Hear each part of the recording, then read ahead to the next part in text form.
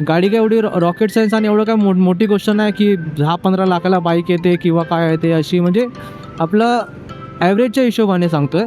Sports bikes वगैरे नाही सांगतो आहे की ते तर ऑलमोस्ट एवढं त्यांना तर माहिती आहे, कारण की जे स्पोर्ट्स बाईक येतात त्यांना आधीच सगळ्या डिसिप्लिन माहिती असतात गाडीच्या, की गाडी कसं यूज करायची किंवा काय मेंटेनन्स असायला पाहिजे गाडीचा.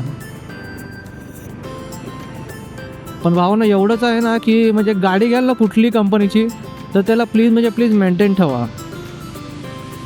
कारण की ही एक इमोशन आहे, ही एक इमोशन आहे.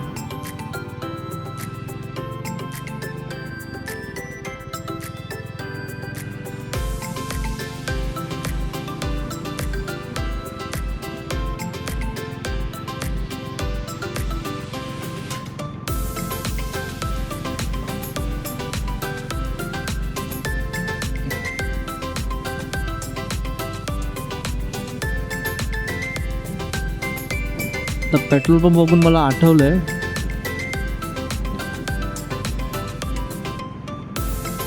की पेट्रोलचा 1 पॉईंट कमी झाला आहे.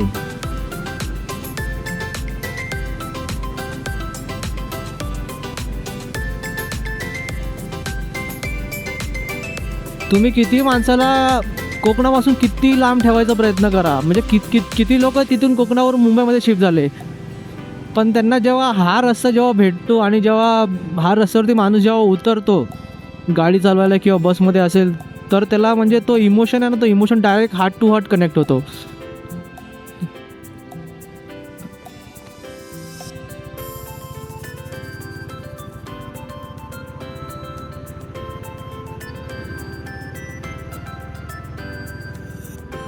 कारण की रस्त्याने खूप असे इमोशन जोडलेले आहेत आधीपासूनच.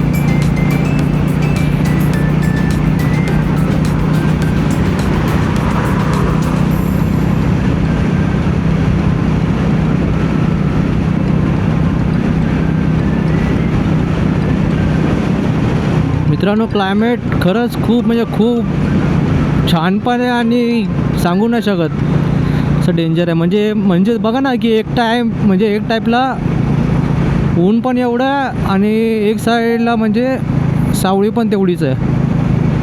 पण जेवढी सावळ्यामध्ये जाता येईल तेवढंच चांगलं आहे. आणि जशी गाडी थांबवली तसं परत स्वेटिंग चालू होते. समर राईड इट्स टू टफ. पण या समर राईडला एवढं काय नाही, बस हा नेचर असा बस दिसला पाहिजे बस. मग कितीही गरमी असेल तरी काही प्रॉब्लेम नाही. बघा ना या साईडला पण किती नुसतं क्लायमेट छान आहे, आणि या साईडला पण क्लायमेट किती छान आहे. निसर्ग सगळीकडे.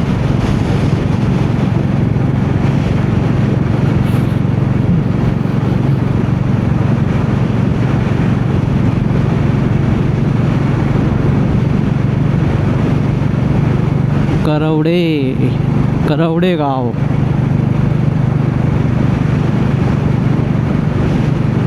बघा, दिस इज समर वॅकेशन. गरमी बघा, गरमी.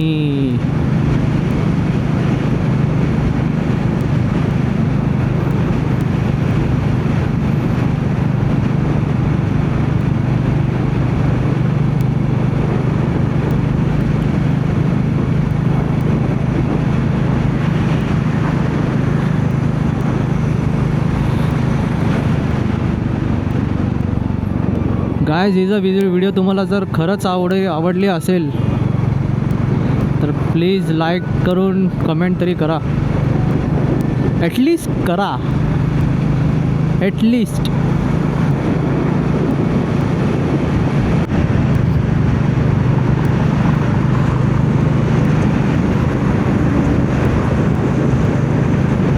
तर आपण आता थोड्या वेळाने कशेडी टनलमध्ये एंटर करू.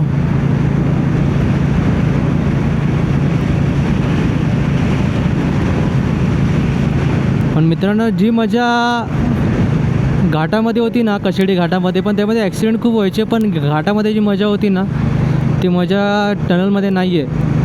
कारण की हा फक्त स्ट्रेट रोड आहे, पण जेव्हा आपण बाईक राईड करतो किंवा कारमध्ये असू ना, तेव्हा घाटामध्ये असेल तेव्हा मजा येते. थोडी भीती पण वाटते, कारण की जे लक्झरीवाले आहेत आणि जे हेवी व्हेकल्स आहेत ते ऐकत नाहीत, ते एवढे काट्याकाट्याने चालवतात घाटामध्ये की छोट्या गाड्यांना बघतही नाही काय काय.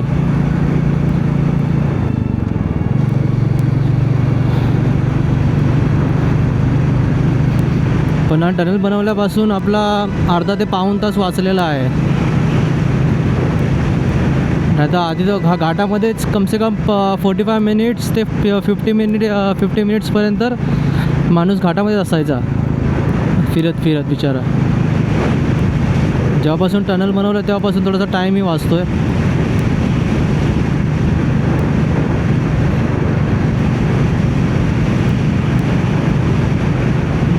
काय व्ह्यू दिसतोय बघा ना भावांनो, क्लास.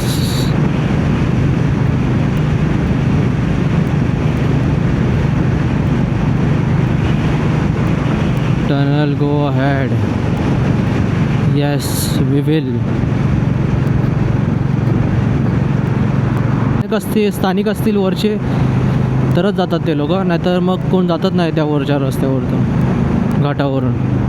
कारण की ते जनावर म्हणजे जसं की आपलं वाघ बिबटे वगैरे ते खूप फिरतात, कारण की कसं खेडेगाव पडतं, तर त्यासाठी म्हणजे ते कुठल्या माणसाच्या सहरदारी नाही, त्याच्यामुळे ते वाघ वगैरे वरती खूप फिरतात. तर गेलात तर इथूनच या, जाल तर वरतून घाटावरून जाऊ नका, कारण की ते थोडं रिस्की आहे आणि कसं वरती लूटमारी पण होऊ शकते, कारण की वरती कोण जातच नाही, लांबपर्यंत माणूस नाही वरती. कारण की मी गेल्या वर्षी गेलेलो होतो वरून, पण लांबपर्यंत माणूसच नाही. असं वाटतं की पुरा रस्त्यावरती मी एकटाच आहे. 7-8 किलोमीटर कोणच नाही, मी एकटाच आहे, मागे ना पुढे, आणि गाव आणि पूर्ण जंगल सुकलेलं, अजिबात हिरवळ नाही. या साईडला पाऊस पडतो, पण पाऊस पूर्ण जी जमीन आहे ते पाणी पूर्ण खेचून घेतं. पाऊस अजिबात ठेवत नाही, दुष्काळासारखं पुरा क्लायमेट करून टाकतो या खेडेगावात.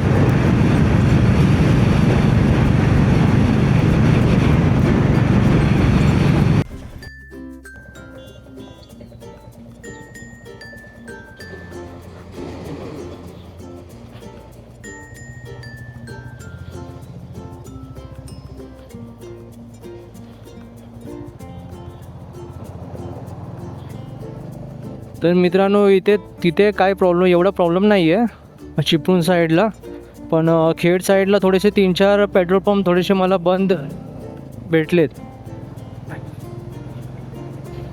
पण चिपळूण कसं सिटी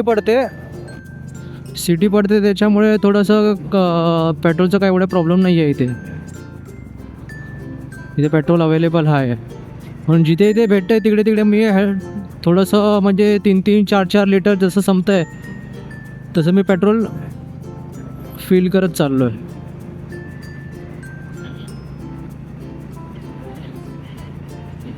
आय विश की पुढे काय प्रॉब्लेम नसेल, कारण की जसं संपते तर तसं जर टॉपअप करायलाच हवा, नाही तर मग पूर्ण संपून टाकला आपण तर मग पुढेही खूप प्रॉब्लेम होईल. कारण की अजून आपल्याला 4-5 दिवस रत्नागिरीमध्ये काढायचे आहेत, तर त्याच्यामध्ये खूप म्हणजे गोष्टी आपल्याला एक्सप्लोअर करायच्या आहेत. चिपळूण सिटी पण खूप डेव्हलप आहे आधीपासून. एकदा का हा ब्रिज झाला वरचा, मग चिपळूण सिटी का ऐकत नाही. मग मग चिपळूण सिटीचा रेट टॉपअप होणारच, वाढणारच.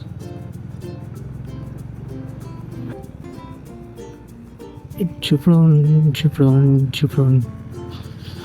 अजून आपलं जेवणही झालं नाही आहे भावानो, पण फक्त एवढंच आहे की डोसा वगैरे खाल्ला होता सकाळी माणगावला, पण इथे पुढे का असं भेटलंच नाही की कुठे जेवूया किंवा काय. आणि असं आहे की जेव्हा आपण राईड करतो तेव्हा राईस वगैरे या सगळ्या गोष्टी अवॉइड करायच्या, कारण कसं आहे की गरमीचं सीझन आहे, बॉडी डिहायड्रेट होते. तर आपण जास्तीत जास्त पाण्यावरती जोर द्यायचा किंवा पाण्यावरती जास्त कॉन्सन्ट्रेट करायचं.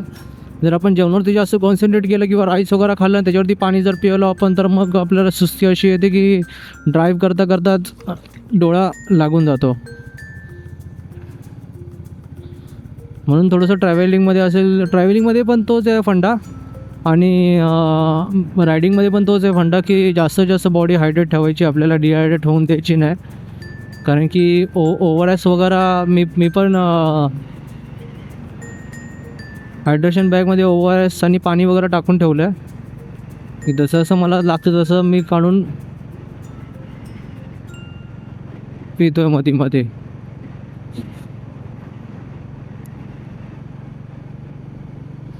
इथे जिथे सगळ्या ठिकाणी स्पीड कॅमेरे लागलेले आहेत भावांना.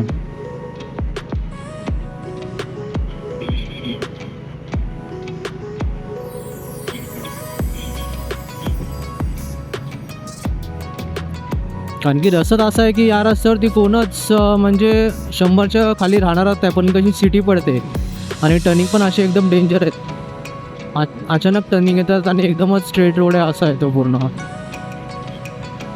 रस्ते एवढे क्लास बनवलेत की म्हणजे काय बोलायचं नाही आता रस्त्यांना, असं झालं आहे. आधी रस्त्यांचे खूप हाल होते, 10-15 वर्ष खूप त्रास होता रस्त्यांचा. आता एवढा काय अजिबात त्रास नाही आहे.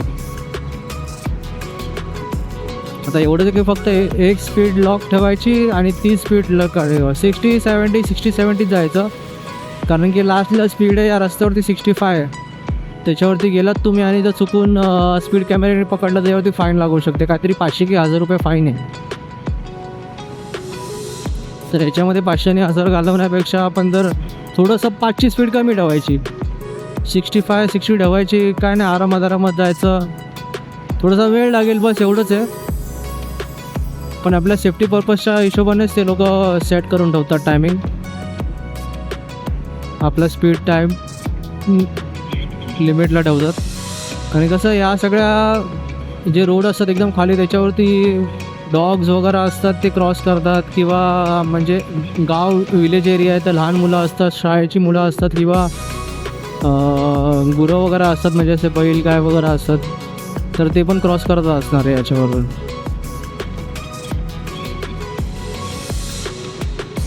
तर जेवढं स्पीड लिमिट कमी ठेवाल तेवढंच चांगलं आहे. निसर्ग बघत जायचा मित्रांनो, कारण की कसं आहे की आपण या रस्त्यावरती सारखं इथे येत नाही. वर्षातून जर एकदाच, मग माझं तर कन्सर्न असं आहे की वर्षातून माझा एकदाच म्हणजे गावाला ट्रिप असते, म्हणजे मे महिन्यात जर गावी नाही गेलो मग माणूस, मग काय उपयोग नाही आपण कोकणामध्ये राहून. मे महिन्यात तरी ॲटलिस्ट जायलाच पाहिजे गावी.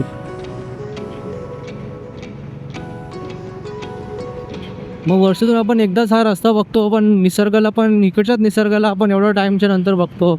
मग थोडंसं फील करत आणि थोडंसं सेफ्टी कन्सेंट माइंडमध्ये ठेवून रिलॅक्समध्ये जायचं, काय टेन्शनच नाही. बघू शकता भावांना, आता आपण आलो कोपेश्वरच्या पुढे. तर आपल्याला फक्त इथून 25 किलोमीटर रत्नागिरी आहे या साईडवरून. आता आपण सावर्ड्याच्या समितीच्या पुढेच आलो आहे आपण ऑलमोस्ट. बघा हा लोकेशन किती छान आहे, तो तुम्ही बघून घ्या.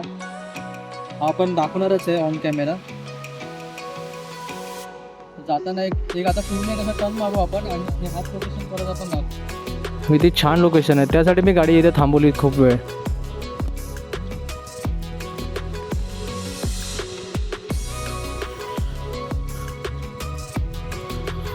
आता इथून फक्त आपलं घर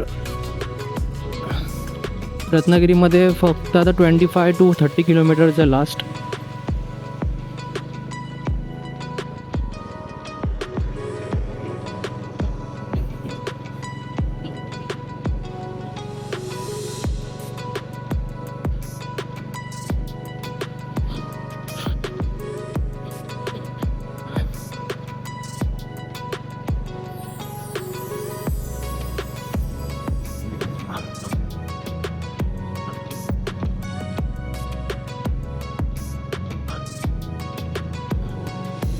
रस्ता खूप मोठं बनवला आहे.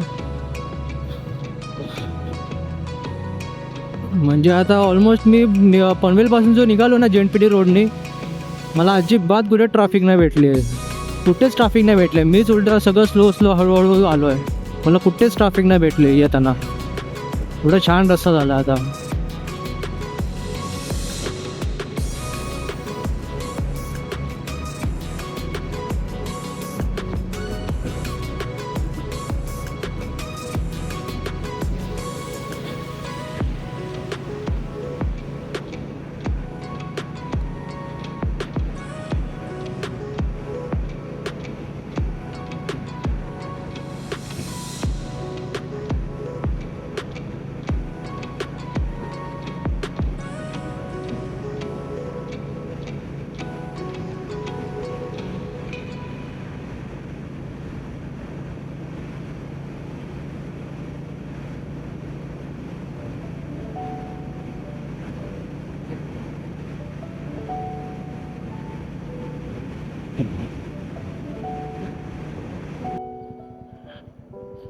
हो ना, हाच रस्ता दाखवायचा होता तुम्हाला.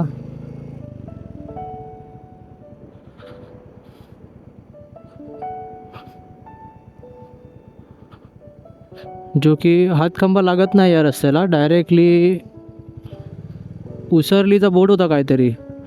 किती छान रस्ता आहे बघा ना. या साईडला क्लायमेट बघा किती छान आहे. नदी आहे खाली आणि इकडे पण नदी आहे. हा रस्त्यावरती म्हणजे आम्ही गेल्या वर्षी पावसामध्ये आलो होतो. एवढं छान होतं ना बघण्यासाठी. आणि मोस्ट ऑफ लोक आहेत ना रत्नागिरीवरून याच रस्त्याने येतात.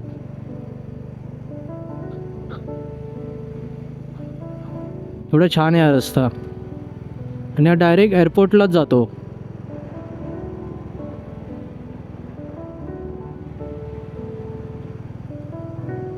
आणि रस्त्यामध्ये अजिबात खड्डे वगैरे नाही, काही नाही. एवढा छान रस्ता बनवला हा. त्या मेन रोडपेक्षा हे आतले जे आहेत कोकणामधले जे गावचे रस्ते तेच एवढे छान आहेत.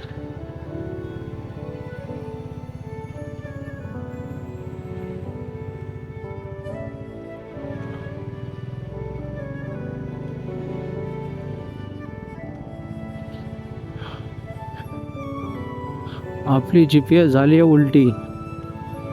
मला उलटं मॅप दाखवते.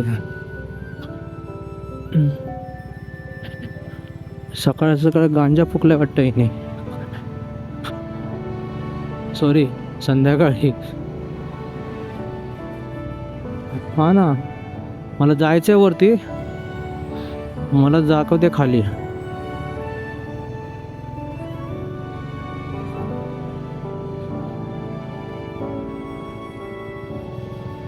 वरचा व्ह्यू पॉईंट पण तुम्हाला दाखवतो भावानो. एवढा छान आहे ना बघण्यासारखा. नक्कीच तुम्हाला आवडेल.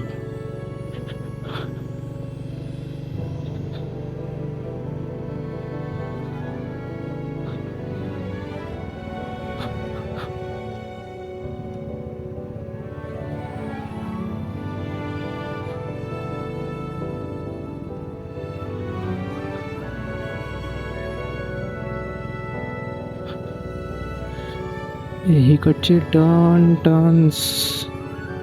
हो, आता वाटतंय दादा नाही बघा. आता वाटतंय गावी आलो आहे. ह्याला म्हणतात कोकण आणि निसर्ग.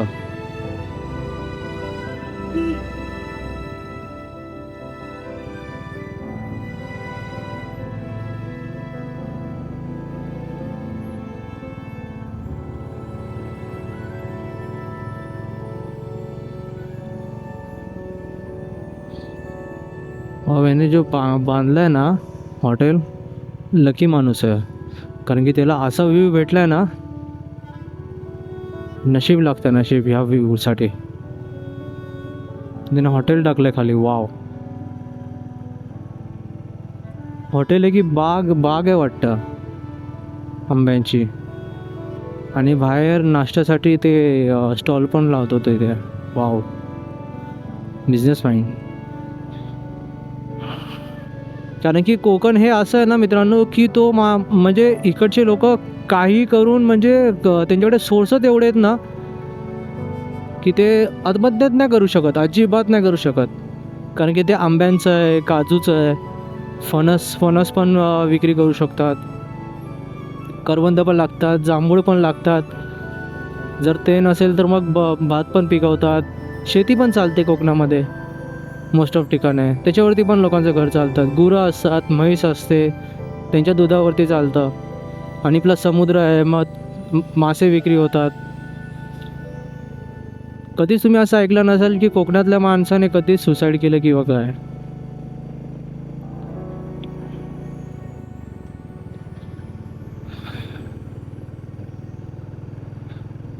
तुमचं काय म्हणणं असेल आय डोंट नो, बट जे मला असं वाटतं ते ते मी तुम्हाला शेअर केलं.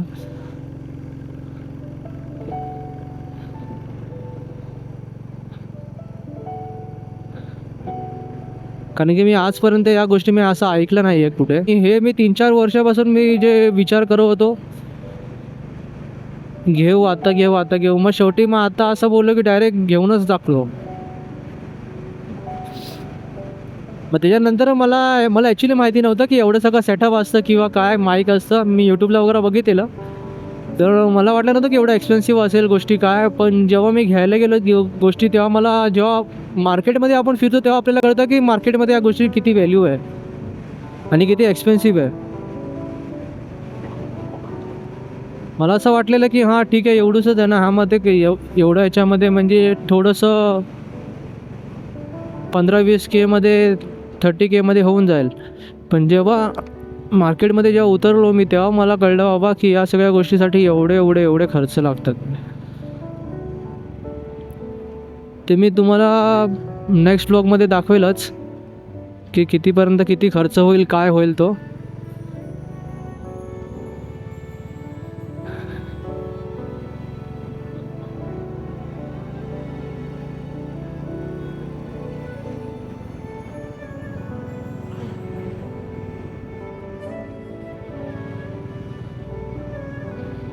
म्हशीबाग किती हुशार आहेत, रस्त्याच्या बरोबर मधून चालत आहेत, ना कोणाला डिस्टर्ब करता. माणसांपेक्षा प्राणीच खूप हुशार असतो तो.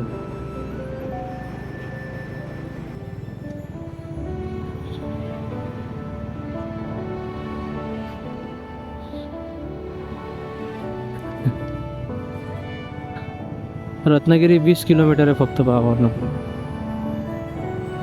रस्ता बघा, रस्ता बघा. काय वाटतं तुम्हाला रस्ता बघून?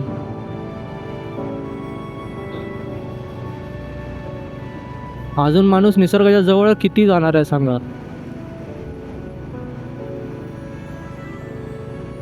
वाव,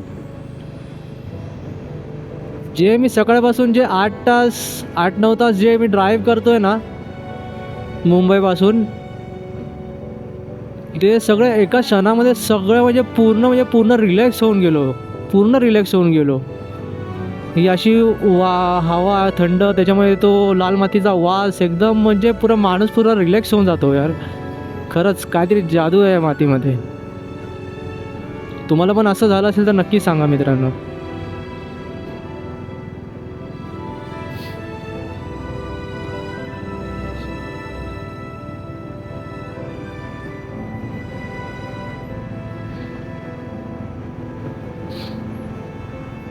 लेफ्ट पण रत्नागिरीमध्ये जातो, पण तो मारुती मंदिरच्या आधी जातो रस्ता. रस्ता खूप डेंजर आहे यार. की 4 रस्ता, त्याच्यामध्ये अजिबात सिग्नल नाही किंवा असं स्टॉपर नाही. बघा मित्रांनो, हा सीन बघा.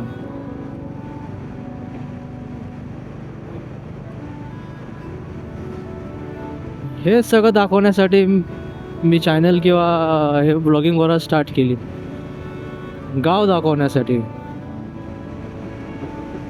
की आपलं रत्नागिरी बघा कसं आहे.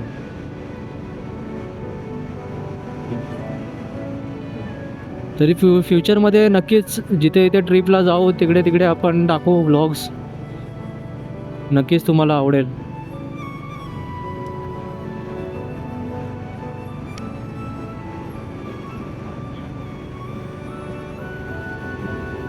ते ड्राईव्ह करायला काय सांगू, मग ते रायडिंग जॅकेटला रायडर्स कसे घालत असतील. ओ माय गॉड, आत्ता कळलं मला. ये तो मसला हो गया भाई. बघा आलो आपण डायरेक्ट रस्ता तो येतो, डायरेक्ट मारुती मंदिरला रस्ता ओपन होतो.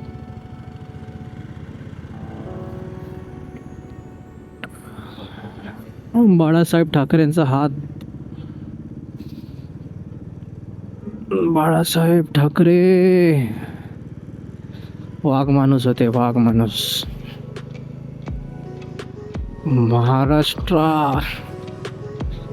महाराष्ट्र हा शब्द त्यांच्या तोंडावरून जो यायचा ना,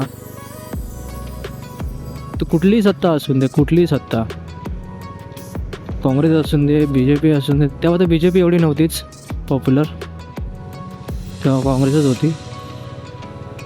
कुठलीही सत्ता असून दे, झुकायचे. त्यांचा एकदा शब्दावरती सगळ्या गोष्टी फिरायच्या. मुंबईमध्ये बघितलं, सगळ्या गोष्टी त्यांच्या हिशोबाने सगळ्या गोष्टी हालचाल असायच्या, मंत्रालयापासून सगळेच. साहेब होते तेव्हा सगळंच होतं. हो,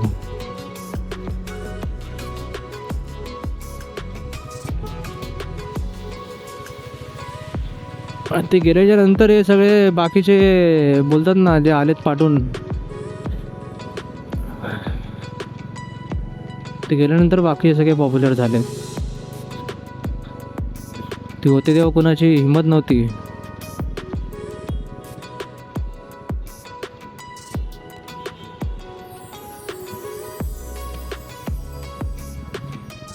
म्हणजे इथून भाटे समुद्र फक्त 1 का 2 किलोमीटरलाच आहे, म्हणजे 500 मीटरलाच आहे. रत्नागिरी सिटीमधला पहिला समुद्र लागतो, त्याचं नाव आहे भाटे. भाट्या म्हणजे आपलं गाव.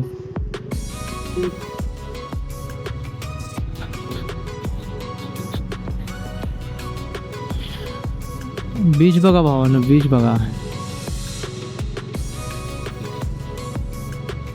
भाई लोग ब्रिज देखो, ब्रिज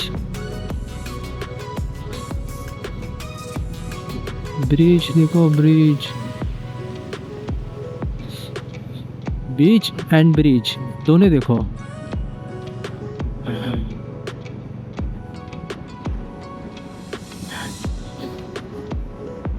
रत्नागिरीतला पहिला समुद्र म्हणजे हाच समुद्र भावानो, भाटे समुद्र.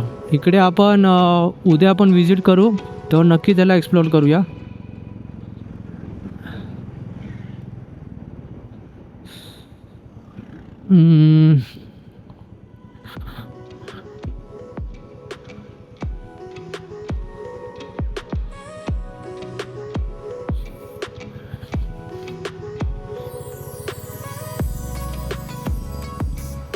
एकदा मी तुम्हाला बीच दाखवतो आतमध्ये जाऊन.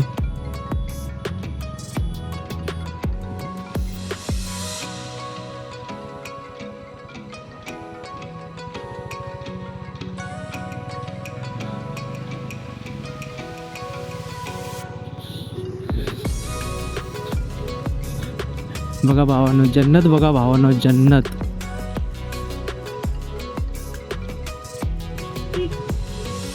भावानो जन्नत बघा.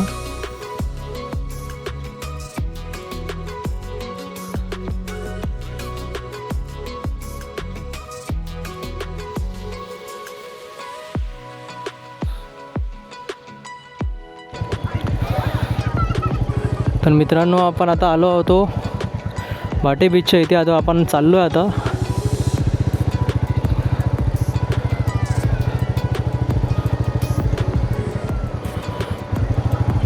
परत आपल्या घरी. काय बोलतील?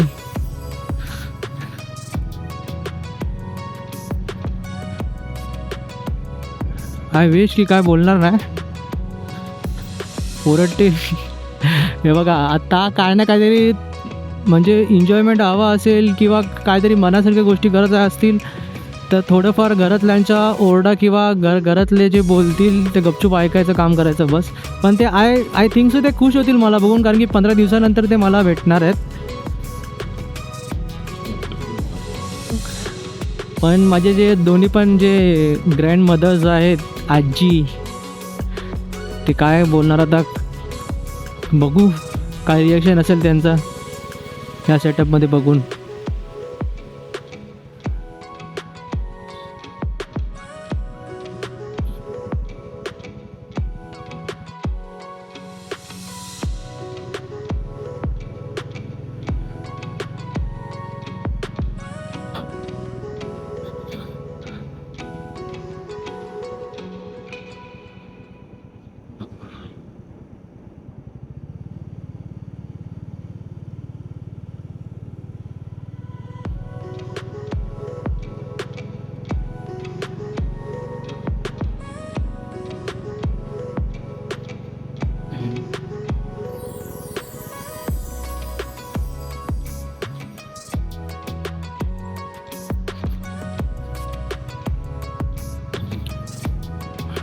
मित्रांनो तो लाल मातीचा वास आहे ना, तो असा एकदम ॲट्रॅक्टिव्ह आहे यार. हे बघा लाल मातीचा वासचं नाव घेतलं आणि लाल मातीच भेटली. बघा हैवी ड्राइवर आप भी ठीक करके देतो. अंशुमन अवॉर्ड सेम तसंच होता.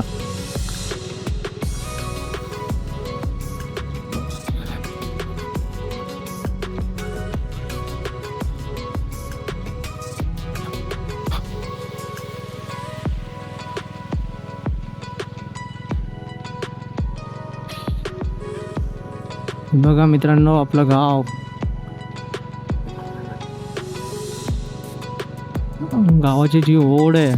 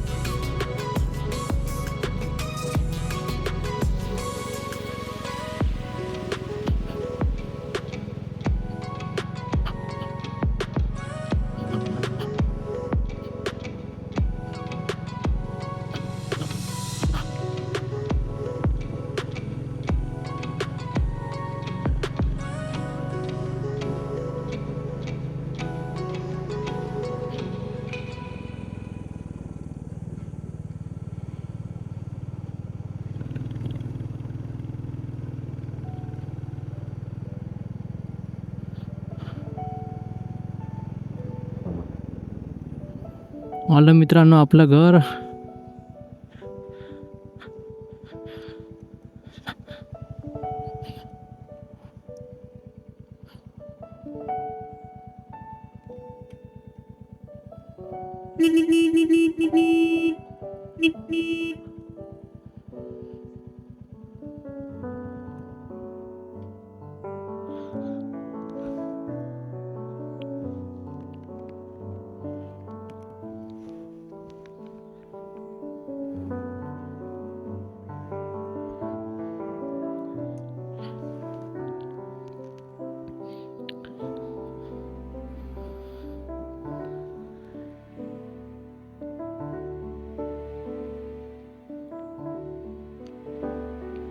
खोला खोला हे बघा मित्रांनो, ही माझी काकी.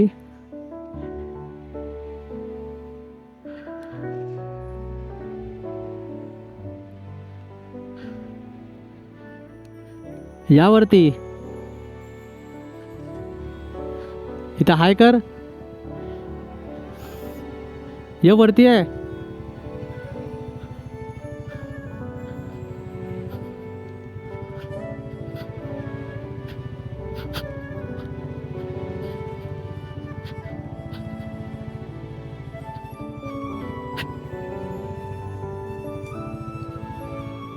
हा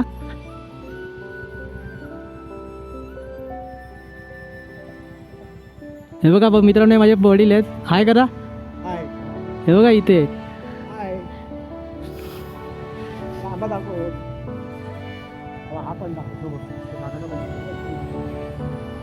हे बघा मित्रांनो आमचे आंबे.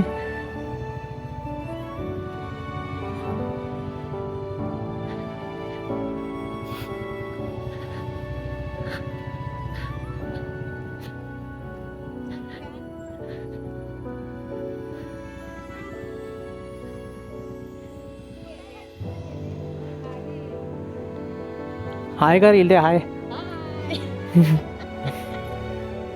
काय तू बाबा, जीवात जीव नव्हता माझ्या.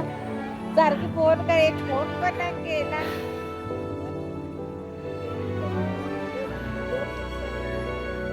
आता बोलली भाट्यात आहे तेव्हा म्हणलं माझ्या लेकावर छाया असू दे. असं चांगलं कुठं पण चांगलं शिकत. इथे हाय कर. कॅमेराला हाय कर. हाय.